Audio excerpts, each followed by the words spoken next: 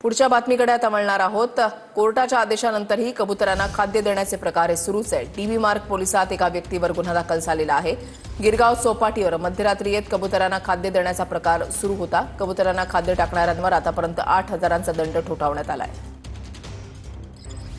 ऋत्विक गणकवार आमचे प्रतिनिधी आमच्या सोबत आहेत, अधिक माहिती जाणून घेणार आहोत। ऋत्विक,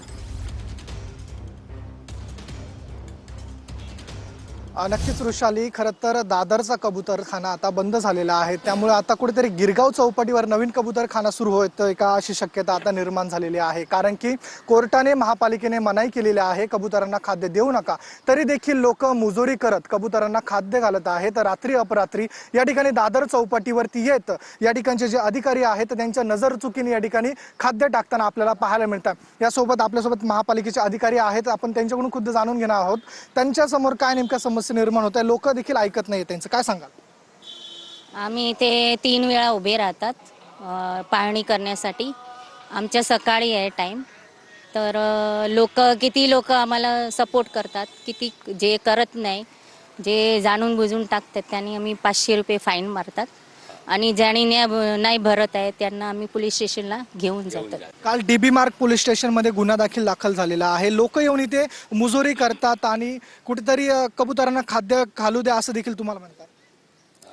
हा, ते काय झालंय, आम्हाला एक व्हिडिओ व्हायरल झाला होता, तर आमच्या अधिकाऱ्याने आम्हाला पाठवले, पण आम्ही त्यांना पकडलं नाही, फक्त व्हिडिओ व्हायरल म्हणून झालंय त्यासाठी आम्ही डीबी मार्गला गेले होते। पण त्यांनी आम्हाला बोलले काहीतरी ऑर्डर आहे तुमचा, तर ते ऑर्डरचा आम्हाला नंबर पाहिजे। तर आमच्या अधिकारी बोलले आपण नंतर बघूया, ते ऑर्डर आपण घेऊन नंतर तिथे जाऊन आपण दाखल करूया।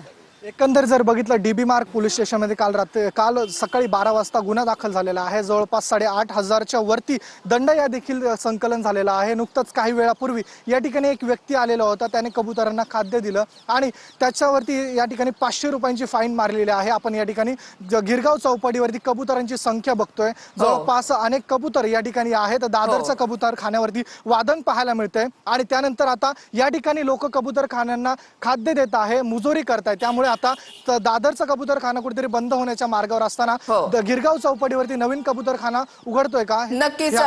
नक्कीच धन्यवाद ऋत्विक दिलेल्या सविस्तर माहितीसाठी। तर ज्या व्यक्तीला दंड ठोठावण्यात आलेला आहे त्या व्यक्तीची प्रतिक्रिया सुद्धा आलेली आहे, त्याचं नेमकं म्हणणं काय आहे पाहूयात।